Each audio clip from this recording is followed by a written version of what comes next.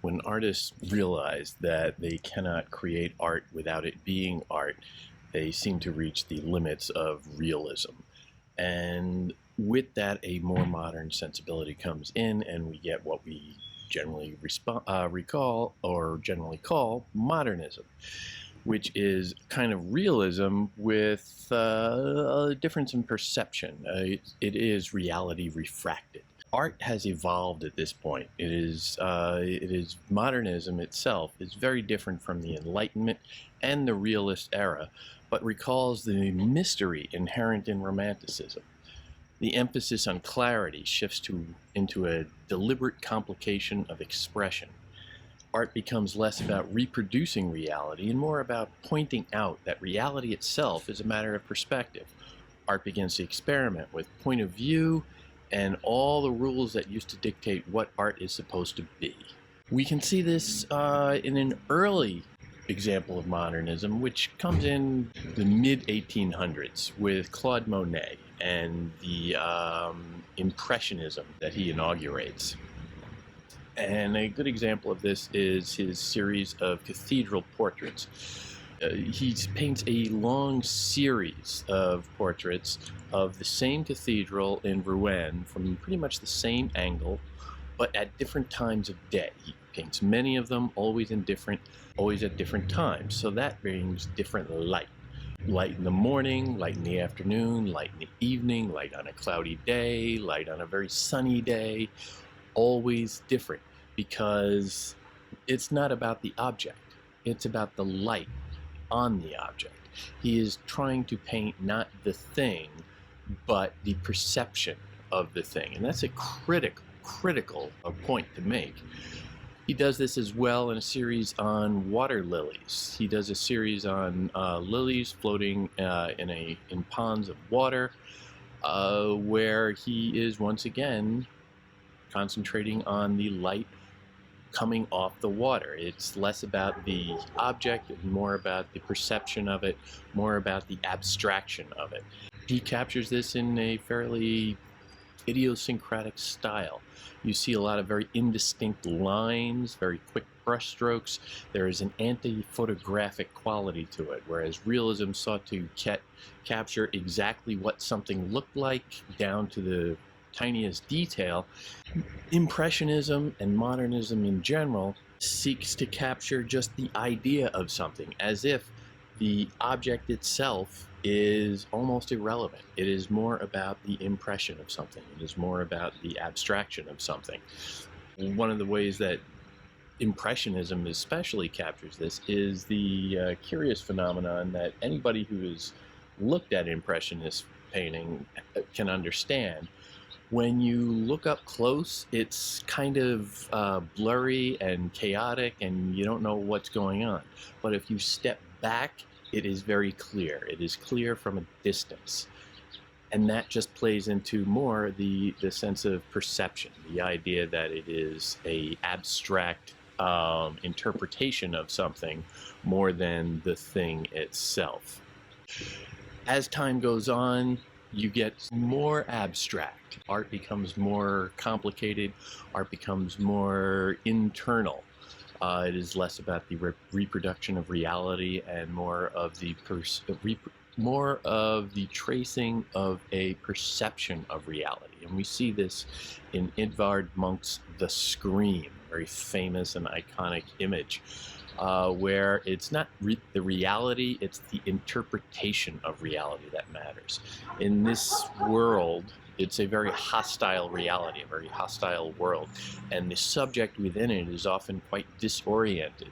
So if you're disoriented, your perception is going to be somewhat affected. This creates a sense of detachment or alienation from the world itself, from reality. So you're living in a kind of liminal space of altered perception and some paranoia, to the degree that reality itself, because it is so distanced from you, becomes somewhat of a horror. It is an experience of terror in the modern world. One of the most iconic artists of the modern era, of course, is Pablo Picasso, the Spaniard, whose work is often categorized as cubism, but he had many movements within that. One of his most famous paintings is La Rêve, or The Dream, where you can see a young woman. Exactly how young is difficult to say because she is hardly rendered realistically. This is a portrait of a young woman in a dream state, with a suggestion of it is the dream that we are really capturing more than the young woman having it.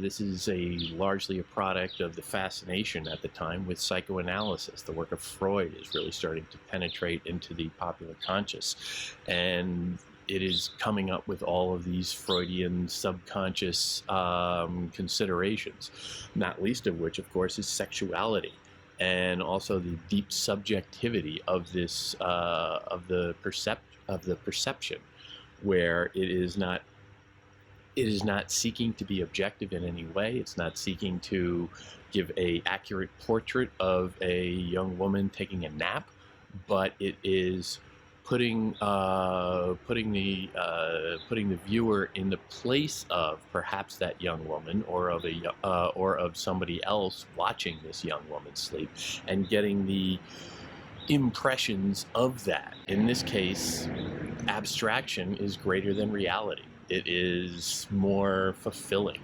And with this painting, the Rêve, the sexuality is probably its most salient detail, particularly with the shape of the folded fingers in her lap, which of course have more fingers than most people would have, and the rather peculiar shape, let's say, to her left eye. Well, Picasso had a sense of humor, let's say, and he could be a little mischievous. One of Picasso's earlier works is Les Demoiselles d'Avignon, the Girls of the Bath, where it is an early harbinger of what will become Cubism. And in this, you can see his fragmented imagery, the somewhat iconoclastic geometry that he brings to simple portraiture, so that the girls in this bathhouse, let's say, rendered as somewhat abstract shapes. There's an angularity. There is a fracturing of pieces fitting together that don't necessarily exhibit human characteristics, but give the impression of it. Of course, with this you see, well, ancient masks, primitive masks, and there is an incorporation of primitivism within this very modernist take, collapsed into this intense imagery. And part of that comes across as the rather frank sexuality, the poses of the women, the obvious nudity. It is a very aggressive sexuality. It's a kind of danger that is portrayed in these women. But the sense of humor does come out in other works, particularly the work of an artist named Marcel Duchamp. Marcel Duchamp was rather playful, and this is his fountain, which, yes, to you and me, we might call this a urinal. It is the urinal as art. It is his example of meta art. The story goes that he was just wandering through, I think, downtown New York when he was on his way to a gallery opening of his, and he saw this urinal lying on the sidewalk, thrown out for the garbage, and he just picked it up, brought it in, put it on a pedestal, and called it art. And this causes everybody to, look back, and, well, you can laugh and you can consider him a scam artist for doing this, but what he seems to be doing, or what his work seems to be doing, is provoking a kind of thought about what art is. What is art?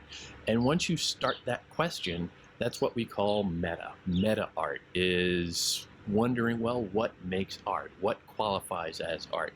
And there's, once you get into that thought process, it's really rather difficult to define, and it becomes somewhat limitless. And that's kind of the point. Here you can see the modernist sensibility where it is somewhat elitist. Modernism is when culture begins to really bifurcate between high culture and common culture.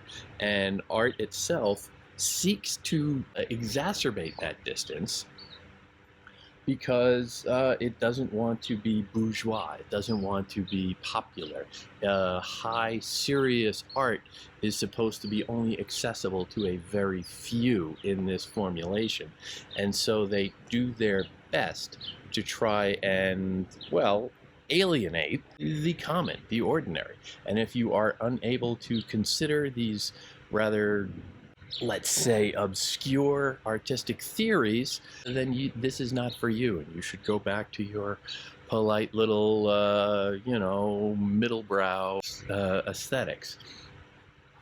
Of course, in this you see the absurd, and you see, again, this sense of if this is the art that is being produced, maybe that is a kind of cultural collapse, the idea that we were at the end of civilization, perhaps. And this is Duchamp being a little provocative and having some fun at the same time. Of course, one of his most provocative and funny works, Duchamp did this. The image of the Mona Lisa, one of the most famous images in Western art, one of the most iconic images in global art. And he drew a mustache and little Van Dyke beard on her. And, this seems juvenile. This is something that you would expect a 14-year-old boy perhaps to produce, but is an example, again, of more meta art, of just saying, well, what is art? He took something that was found and he just tweaked it, just twisted it a little bit as time goes on. And of course, the tradition of borrowing inspiration has been part of art since its founding. There is no serious art in the world that hasn't borrowed from earlier traditions. But it is also, quite frankly, another example of the absurd. There is something just ridiculous about this, about Mona Lisa having a beard and mustache. But it does give a sense of the frustration of tradition, because here you have tradition bearing down on the modern sensibility. The full weight of tradition is somewhat imposing to the modernist. How can an artist compete with Leonardo da Vinci or Michelangelo or Shakespeare or Homer? How does one even find a voice when trying to vie for attention against these established and canonical geniuses?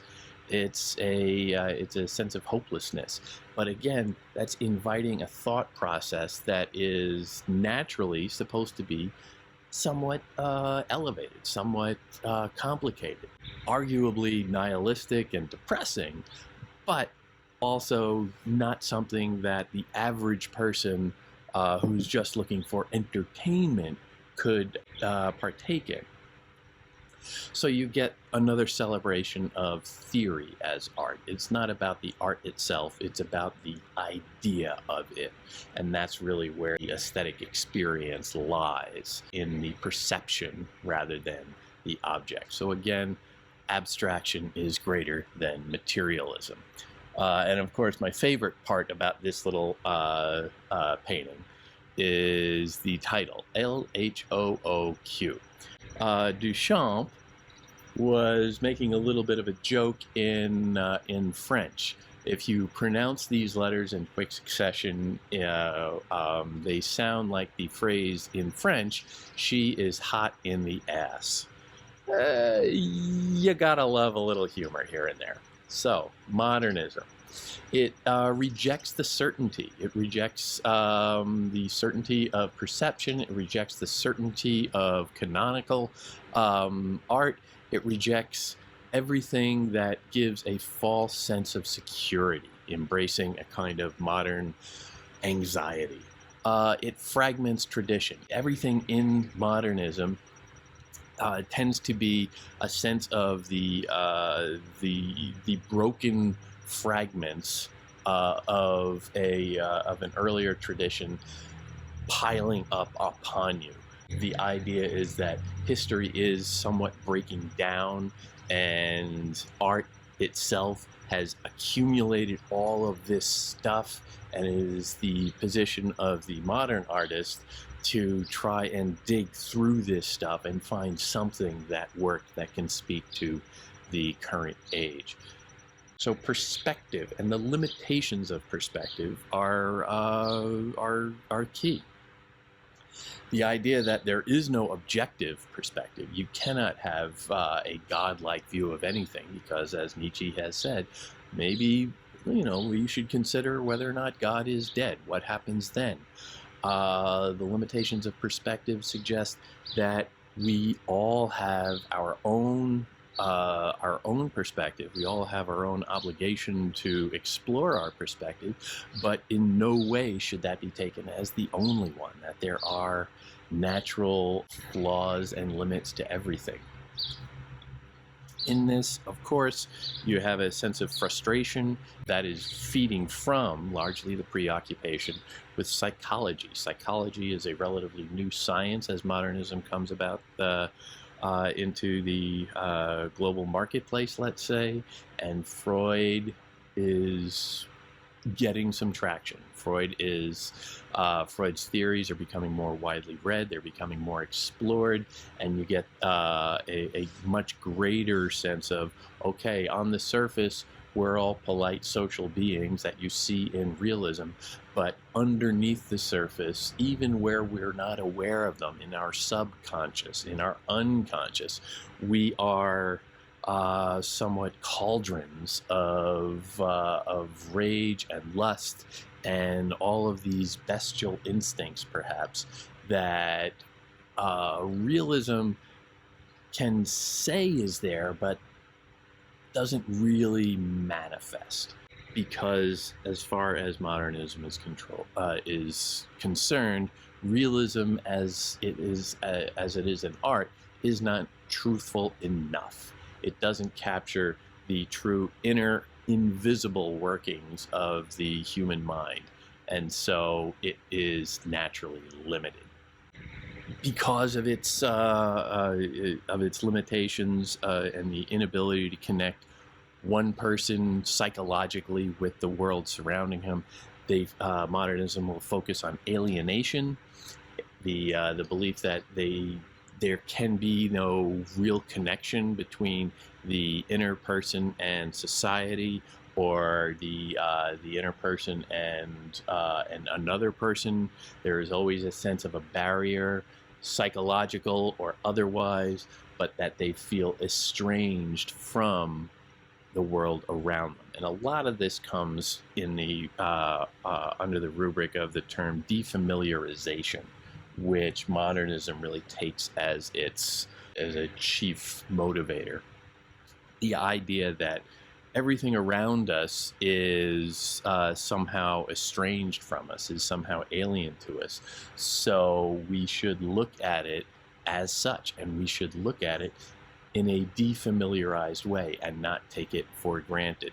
And a lot of this comes from the Russian thinker Viktor Shklovsky, who wrote very perceptively and early on in the modernist movement.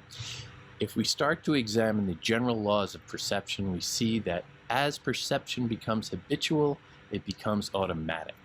Thus, for example, all of our habits retreat into the area of the unconsciously automatic.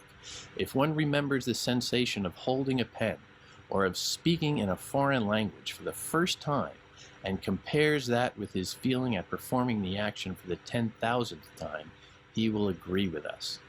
So here, Shklovsky is making a claim that art is primarily about breaking habits of perception, breaking habits of assumption, breaking habits of failing to notice what is perhaps obvious to so many others. We all take things for granted. We all just go along in society. We are all subject to our own psychological autopilot. Shklovsky, in the Russian formalist school that he is speaking for here primarily, advocate for viewing things for the first time, viewing things in a intentional and deliberate defamiliarization, where we strip off our assumptions and try and deal with the world as it is, rather than what our perception or our assumptions or our habits of perception might lead us to conclude. Now, this is all fairly radical and hints at some, significantly distraught perspectives. The idea that there is a great disillusionment out there. And of course, a lot of this stems from World War I. There was massive devastation on a scale never before encountered. There were, by the end of the war, about 22 million people dead, the vast majority of whom were innocent bystanders, were just civilians. I think the number is only around 9 million military personnel. Everybody else was just going about their lives, theoretically, and saw everything ripped up in front of them. A lot of that is because of the wholesale destruction that was suddenly brought to the human race because of technology. We had mechanical warfare for really the first time on a large scale. We had machine guns, we had tanks, we had early versions of torpedoes and rockets. We, of course, had chemical warfare. We could lob grenades filled with mustard gas into a crowd, and people would just basically collapse and suffer in horrible agony before they died. And of course, this led to a kind of a slugfest of a war that for many years was effectively a stalemate.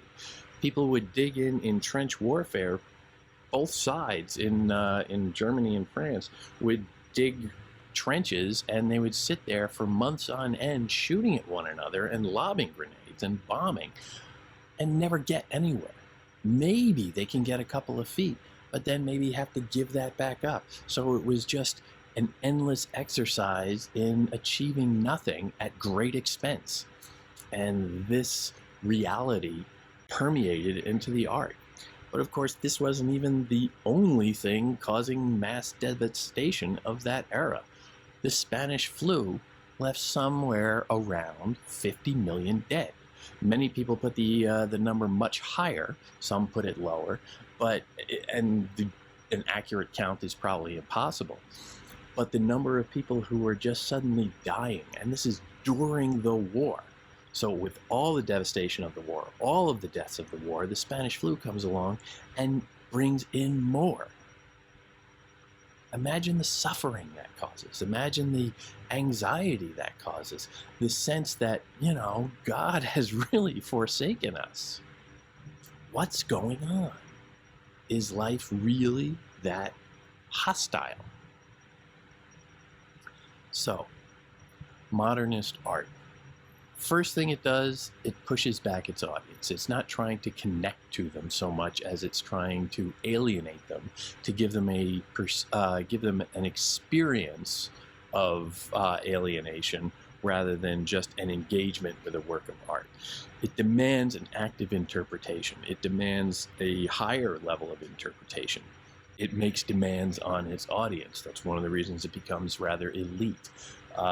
It is a difficult form, sometimes quite incomprehensible, but artists are always pushing that boundary.